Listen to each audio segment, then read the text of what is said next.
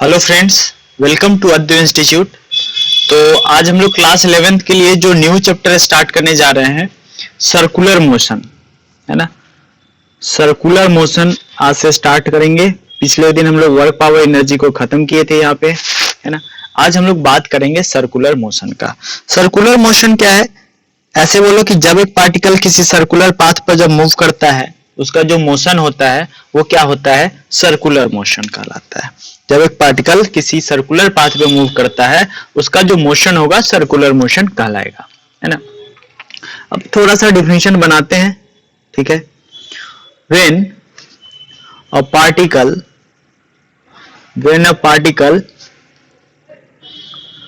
moves in a plane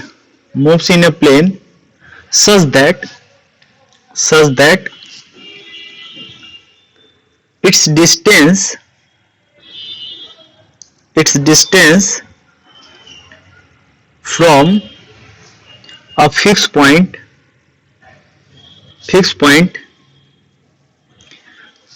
fixed point remains constant, है ना। वही बात हो गया, सर्कल में मूव कर रहा है। When a particle moves in a plane such that its distance from a fixed point remains constant, है ना। और वो जो फिक्स पॉइंट का जो the fixed point is called center, है ना। O and the distance is called radius. ये सारी चीज आप लोग जानते हो रेडियस सेंटर के बारे में। तो हमने क्या बोला, अब समझते हैं। एक पार्टिकल जब एक सर्कल पाथ में, जब एक प्लेन है ना, मान लो ऐसा कुछ दिखा रहा है प्लेन, ये वाई एक्सिस है और ये वाई डैश है, कोई दूसरा है, मतलब प्लेन दिखाने के लिए हमने दो लाइन खींचा है, ठीक है। अगर एक यहां से एक पार्टिकल क्या कर रहा है, मूव करना स्टार्ट कर दिया है इस प्लेन में, और सेंटर से ये जो पॉइंट है, इससे हमेशा पार्टिकल का जो डिस्टेंस रहने वाला है, ये पार्टिकल है, अगर मान लो ये इस पे ऐसे घूम रहा है, तो ये वाला डिस्टेंस हमेशा फिक्स रहने वाला है। इस जो पॉइंट है यहां से क्या रहने वाला है, फिक्स रहने वाला है। तो ऐसा जो मोशन होगा वो क्या कहलाएगा? सर्कुलर मोशन कहलाएगा, है ना। ठीक है, तो सर्कुलर मोशन में क्या होगा, ठीक है। सर्कुलर मोशन में क्या होगा सो समझिए। एक पार्टिकल है, ऐसा ले लो, ये एक्स एक्सिस इसी प्लेन में मूव कराते हैं, है ना। ये सर्कुलर पाथ है और इस पाथ पे पार्टिकल क्या कर रहा है, ये हमारा रेफरेंस पॉइंट है, ऐसा बोलो। और यह ऐसा लो कि यहाँ पे पार्टिकल, ये वाई है, एक्सिस है, और ये एक्स। पार्टिकल शुरू में स्टार्टिंग में यहाँ पे था, हम इसी को रिफरेंस ले रहे हैं, और पार्टिकल यहाँ से क्या कर रहा है, इस पे मूव कर रहा है। मान लो किसी पॉइंट पर किसी टाइम पे पार्टिकल यहाँ आएगा, इसका वेलोसिटी का डायरेक्शन यहाँ, कभी यहाँ आएगा तो इसका वेलोसिटी का डायरेक्शन इधर की तरफ होगा। तो मान लो इस टाइम से ये पार्टिकल, हमको यही लाइन को रेफरेंस ले लेते हैं, ठीक है। अगर इस रेफरेंस से कितना एंगल डिस्प्लेसमेंट किया आगे की तरफ, तो वो हमारा एंगुलर डिस्प्लेसमेंट कहलाएगा, ठीक है। तो बात करेंगे अभी, ये क्या है, अभी सिंपल सी बात, सर्कुलर मोशन क्या है? एक सर्कुलर पाथ पे पार्टिकल क्या कर रहा है, मूव कर रहा है। अब नए कुछ टर्म आएंगे जिसके बारे में अपने को बात करना है। एंगुलर डिस्प्लेसमेंट, ठीक है। तो एंगुलर डिस्प्लेसमेंट क्या है उसकी बात करेंगे फर्स्ट में। देखो, अब पार्टिकल मान लो किसी टाइम t इक्वल टू 0 पे यहां से स्टार्ट किया, ठीक है। और यहां रेफरेंस पॉइंट से, अगर ये रेफरेंस पॉइंट है, मान लो यहां ये t बोलो, और यहां t इक्वल टू 0 पे पार्टिकल यहां था, तो यहां से t equal to t time में जो डिस्प्लेसमेंट होगा वो हमारा क्या कहलाएगा? एंगुलर डिस्प्लेसमेंट कहलाएगा, ठीक है। तो चलो ऐसे लिखते हैं, the angle made by position vector theta is called the angular position, ठीक है, या एंगुलर डिस्प्लेसमेंट। एंगुलर पोजीशन बोले ना, अभी डिस्प्लेसमेंट की बात करेंगे, ठीक है। एंगुलर डिस्प्लेसमेंट ना बोल के इसको पोजीशन बोलो, एंगुलर पोजीशन। फिर आगे हम डिस्प्लेसमेंट की बात करेंगे। एंगुलर पोजीशन, तो एंगुलर पोजीशन में क्या है, सो देखो यहां से एक सर्कुलर पाथ है ना, और ये हमारा रेफरेंस लाइन x हुआ और ये y है, और पार्टिकल यहां से यहां तक घूम गया है ना, यहाँ पे पार्टिकल आ गया यहां से यहां तक, ये थीटा बनाया, तो कितना घुमा, ये रेफरेंस लाइन अपना रेफरेंस लाइन, और इससे थीटा घुमा, ये हमारा एंगुलर पोजीशन कहलाएगा। ठीक है, अब आएंगे एंगुलर डिस्प्लेसमेंट में। तो एंगुलर डिस्प्लेसमेंट अब समझते हैं क्या है, एंगुलर डिस्प्लेसमेंट क्या है उसकी बात अब करते हैं। सुनो, डिस्प्लेसमेंट क्या होता है, अभी हम लोग लीनियर मोशन में बात किए थे, final position minus initial position, वो क्या कहलाता था, डिस्प्लेसमेंट कहलाता था। तो एंगुलर डिस्प्लेसमेंट क्या है सो समझो, पहले इसको समझते हैं फिगर से और फिर बात करेंगे। यहां पे एक सर्कुलर पाथ है ना, और ये इसका रेफरेंस लाइन बना रहे हैं, देखो ये y एक्सिस है और ये x एक्सिस है। मान लो कि t इक्वल टू 0 पे है ना, ये P पॉइंट है जहां पे t इक्वल टू 0 पे पार्टिकल है और ये थीटा एंगल पे है। ठीक है, अब t इक्वल टू t पे क्या हो रहा है, पार्टिकल यहां आ जा रहा है, ये वाला P डैश का, जब टाइम कितना हो गया, t डैश जो है वो t के इक्वल हो रहा है, और ये वाला थीटा 2 एंगल बना रहा है। ठीक है, थीटा 2, पहले थीटा 1 बनाया और बाद में थीटा 2 बनाया, तो डिस्प्लेसमेंट क्या हुआ, यही वाला ना। तो यहां से अगर डिस्प्लेसमेंट क्या हो जाएगा, angular displacement, angle rotated bye a position vector, कितना एंगल रोटेट किया वो क्या कहलाएगा, एंगुलर डिस्प्लेसमेंट। तो अगर मान लो ये डेल्टा थीटा की बात करें, तो फाइनल थीटा 2 माइनस थीटा 1, ये क्या कहलाएगा, हमारा एंगुलर डिस्प्लेसमेंट कहलाएगा, थीटा 2 माइनस थीटा 1। ठीक है, अब चलो, अब क्या हो रहा है सो समझिए, अगर ये वैल्यू है ना,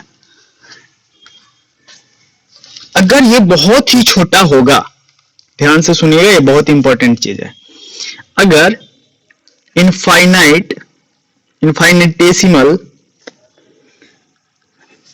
एंगुलर डिस्प्लेसमेंट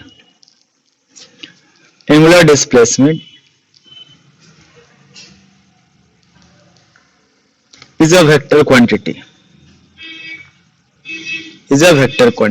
मतलब अगर ये डिस्प्लेसमेंट बहुत छोटा है तो क्या कहलाएगा, हमारा वेक्टर क्वांटिटी हो जाएगा। But finite angular displacement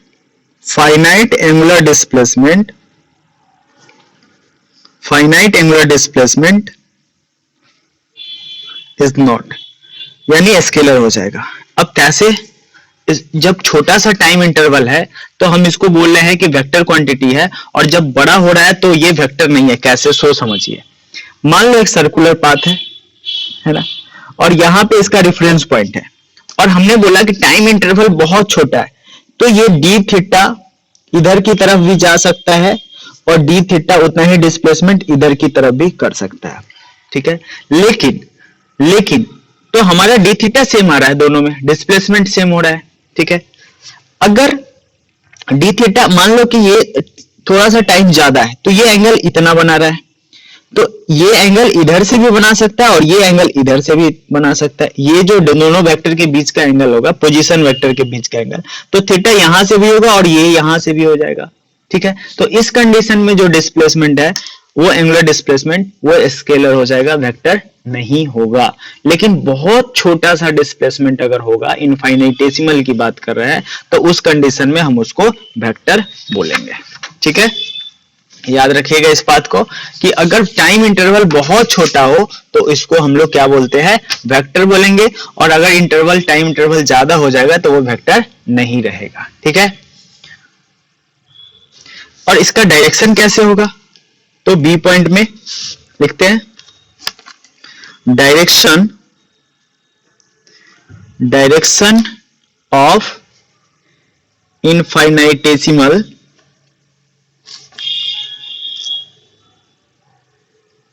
angular displacement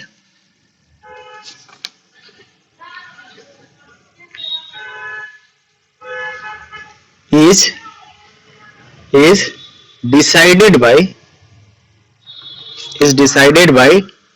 right hand thumb rule। ठीक है, राइट हैंड थंब रूल से उसका डायरेक्शन की बात करेंगे। ऐसे इसको हम लोग और डीप में पढ़ेंगे। ठीक है, तो ये बात करेंगे, घबराने की जरूरत नहीं है। तो हमने क्या देखा कि अगर टाइम इंटरवल बहुत छोटा है तो उसको हम लोग वेक्टर बोलते हैं, और टाइम इंटरवल बहुत ज्यादा होगा तो वो वेक्टर नहीं रहेगा। ठीक है, अब ये था एंगुलर डिस्प्लेसमेंट, मतलब कितना एंगल घूमा। ठीक है, अब दूसरा चीज देखो, डिस्प्लेसमेंट के बाद क्या पढ़े थे लीनियर मोशन में, तो वेलोसिटी। तो अब आ जाएगा हमारा एंगुलर वेलोसिटी की बात कर लेते हैं। एंगुलर वेलोसिटी, और इसको हम लोग ओमेगा से डिनोट करेंगे। लीनियर में v से करते थे वेलोसिटी को, अब यहाँ पे एंगुलर है तो क्या करेंगे, एंगुलर के लिए हम लोग ओमेगा को से डिनोट करेंगे। तो इसमें भी दो चीज आएगा। पहला क्या आएगा, average angular velocity. Average angular velocity है ना, तो एवरेज क्या होता था, total displacement by total time, ये बात करते थे हम लोग जब लीनियर मोशन पढ़ते थे। तो यहां भी वही हो जाएगा, एवरेज एंगुलर वेलोसिटी क्या होगा, v omega average. Omega average के लिए हम लोग क्या करेंगे, टोटल एंगल ऑफ रोटेशन, मतलब कितना डिस्प्लेसमेंट हुआ उसकी बात कर ले, total angle of rotation by कितना, total time taken. Total angle of rotation by total time taken, ये हमारा एवरेज कहलाता था। Total displacement by total time हम लोग वहां पे क्या कहते थे, एवरेज वेलोसिटी बोलते थे। यहाँ पे एंगुलर वेलोसिटी की बात कर रहे हैं। तो ओमेगा एवरेज जो हो जाएगा यहां से, वो क्या होगा, θ2 minus θ1 by T2 minus T1, है ना। और इसको ऐसा भी लिख सकते हो, delta theta by delta T. ठीक है, तो ये हमारा एवरेज एंगुलर वेलोसिटी के लिए ये वाला फॉर्मूला को हम लोग यूज करेंगे। ठीक है, चलिए तो इस पे बेस्ड एक छोटा सा क्वेश्चन कर लेते हैं, अच्छा रहेगा, है ना, फिर आगे की तरफ बढ़ेंगे। तो एक छोटा सा क्वेश्चन कर रहे हैं, क्या है सो समझिए। A particle moves from angular position 30 degree to 90 degree in 3 seconds। एक पार्टिकल 30 डिग्री से 90 डिग्री जो जा रहा है वो 3 सेकंड में मूव कर रहा है। तो हमको क्या निकालना है, determine its angular speed in radian पर सेकेंड। ठीक है, एंगुलर स्पीड किस में निकालना है, रेडियन पर सेकेंड में निकालना है। तो क्या पढ़े थे ये बताइए। तो हम लोगों ने अभी सीखा कि ओमेगा इक्वल टू एवरेज, जब मैं एंगुलर स्पीड बोला ना तो ओमेगा क्या होता है, ओमेगा का अभी पढ़े θ2 minus θ1 by T2 minus T1। ठीक है, एंगुलर स्पीड। अब क्या करते हैं, θ2 क्या है, अच्छा सबसे पहले ये डिग्री में दिया हुआ है और आंसर हमारा पूछा है रेडियन में, तो डिग्री को रेडियन में कन्वर्ट करना सीखना पड़ेगा। कैसे, देखो अगर मान लो यहां से एक पार्टिकल पूरा घूमता है तो कितना घूमा, 360 डिग्री, और 360 डिग्री यानी 2 पाई रेडियन होता है। ठीक है, 360 डिग्री 2 पाई रेडियन, तो 1 डिग्री कितना हो गया, 2 पाई बाई 360, है ना, यानी 1 डिग्री जो यहां से कैंसिल आउट होकर कितना आएगा, पाई बाई 180 है। 1 डिग्री जो होता है पाई बाई 180 रेडियन में आ जाएगा। तो 1 डिग्री के लिए इतना है, तो हमको किसके लिए निकालना है, 30 डिग्री। तो 30 डिग्री के लिए क्या करोगे, इसको 30 इंटू पाई बाई 180 कर लो, यानी पाई बाई 6। 30 डिग्री को क्या लिख सकते हो, पाई बाई 6 रेडियन में। 30 डिग्री को लिख सकते हैं पाई बाई 6 रेडियन। उसी तरह 90 डिग्री को क्या लिखोगे, 90 इंटू पाई बाई 180, यानी कितना हो जाएगा, पाई बाई 2, है ना। 90 डिग्री पाई बाई 2 रेडियन और 30 डिग्री पाई बाई 6 रेडियन। ठीक है, इतनी बात को आप याद रखेंगे। अब क्या कर सकते हैं, वैल्यू दिया हुआ है रख दीजिए। θ2 का वैल्यू, θ2 कितना निकला, पाई बाई 2, θ1 कितना है, पाई बाई 6, और टाइम कितना लगा t2 3 माइनस 0, तो इसका एलसीएम ले लो, ऊपर वाले का 6, तो 3 पाई माइनस पाई और by 3 pi minus 2 pi by 6 और यहाँ 3, यानी यहां से आंसर आएगा पाई, सॉरी कुछ गड़बड़ कर रहे हैं, हाँ 2 6 का एलसीएम 6 और 2 3 या 6 3 पाई, यहाँ पाई हो जाएगा, तो 2 पाई बाई 6 इंटू 3, 2 से 3 टाइम्स, यानी पाई बाई 9 रेडियन पर सेकेंड। ये हमारा एंगुलर वेलोसिटी निकल गया इस कंडीशन में, ठीक है। अब एंगुलर वेलोसिटी में ये पहला था कौन सा, एवरेज एंगुलर वेलोसिटी। अब हम लोग बात करेंगे इंस्टेंटेनियस एंगुलर वेलोसिटी। जैसे हम लोग जब लीनियर मोशन पढ़ रहे थे तो एवरेज और इंस्टेंटेनियस पढ़ते थे, यहां भी वैसा ही बात करेंगे कि इंस्टेंटेनियस एंगुलर वेलोसिटी है ना, इसकी बात कर ले। तो इंस्टेंटेनियस एंगुलर वेलोसिटी, इसको भी हम लोग ओमेगा से डिनोट करेंगे। तो ये क्या होता था, इंस्टेंटेनियस में हम लोग लिमिट उमिट लगा के बात करते थे, याद करो कुछ अगर पीछे याद है तो क्या है, the rate at which position vector of a particle, rate at which position vector of a particle with respect to center rotated है ना at a given instant, ठीक है। तो यहां पे ओमेगा जो है, ये ओमेगा क्या है सो सुनिए, omega equal to limit delta T tends to 0 है ना, delta theta by delta T. याद कीजिए हम लोग यही बात करते थे, omega equal to limit delta T tends to 0 delta theta by delta T.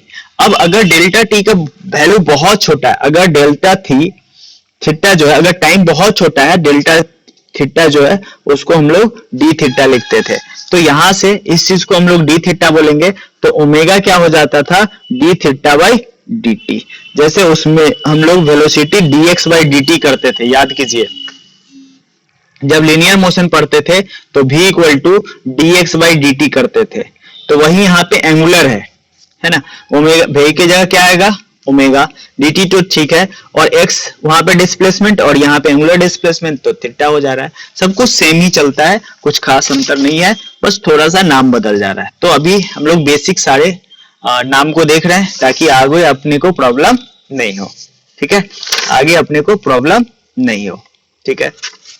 अब हम लोग बात करते हैं अगर इसका डायरेक्शन की, ओमेगा का जो डायरेक्शन होगा वो किधर हो जाएगा।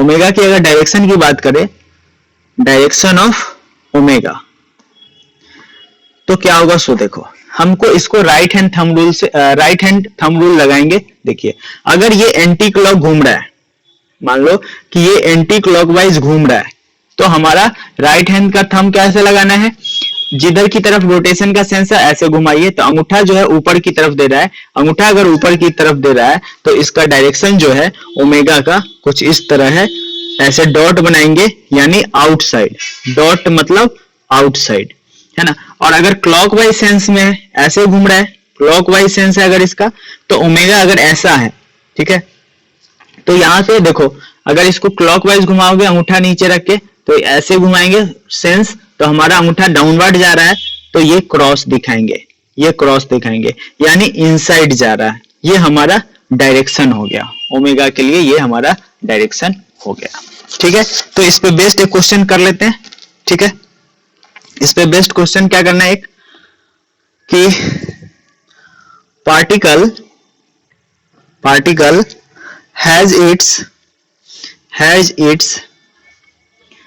angular position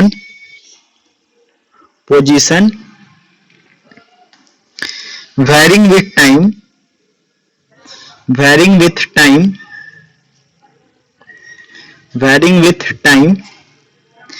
t as theta equal to 2t square plus t, ये दिया हुआ है, ऐसे वेरी कर रहा है, थीटा equal to 2t² plus T, ठीक है। वेयर थीटा is in radians और t in second, theta radian में और t किस में है, सेकंड में है। तो क्या करना है अपने को, determine instantaneous angular speed at t equal to 2 second. At t equal to 2 second पर इसका इंस्टेंटेनियस स्पीड अपने को बताना है।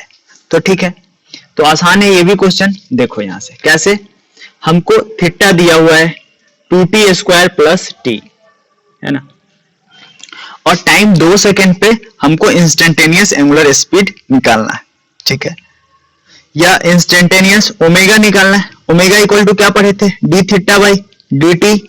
चलिए, तो डी बाई डी टी किसके लिए, 2t² प्लस टी, इसको डिफरेंशिएट करना है। अगर इसको अलग अलग लिखोगे तो 2 कांस्टेंट है, बाहर करेंगे dt² by D T plus dt by D T, ठीक है। तो 2x to the power n यानी t टू दी पावर 10, इसका डिफरेंशिएशन क्या होता है, t माइनस 1 प्लस 1 हो जाएगा, यानी ये हो जाएगा 4t प्लस 1, है ना। और ओमेगा कब पूछा है, जब t कितना सेकंड है, t इक्वल टू 2 सेकंड पे पूछ रहा है, तो जहां t है वहां 2 रख दो, तो 4t प्लस 4 इंटू 2 प्लस 1 कितना हो जाएगा, 9 रेडियन पर सेकेंड हो जाएगा इसका आंसर। 9 रेडियन पर सेकेंड इसका आंसर हो जाएगा, ठीक है। एक क्वेश्चन और लिख रहे हैं, वो आप लोग को होमवर्क में हो जाएगा। एक क्वेश्चन लिख रहे हैं, angular position of a line of a disk of radius r equal to 6 centimeter is given by theta equal to 10 minus 5t plus 4t square, ठीक है। Radian, the average angular speed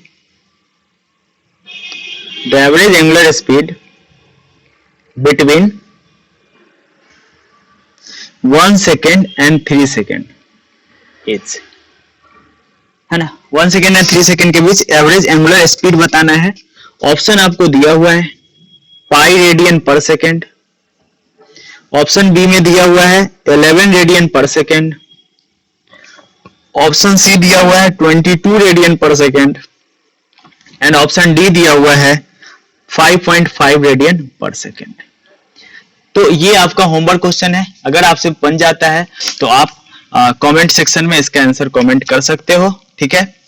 comment section में आप comment करके बताओगे इसका answer क्या आया। तो हम लोग वेलोसिटी सारा देख लिए, कल हम लोग इंस्टेंटेनियस जो एक्सेलेरेशन है, एंगुलर एक्सेलेरेशन, उसकी बात करेंगे, ठीक है। तो वेलोसिटी और डिस्प्लेसमेंट आज बेसिक सा कंसेप्ट था, वो देखे हम लोग। कल इस पे एंगुलर एक्सेलेरेशन की बात करेंगे, ठीक है। मिलते हैं नेक्स्ट वीडियो में, तब तक के लिए थैंक यू।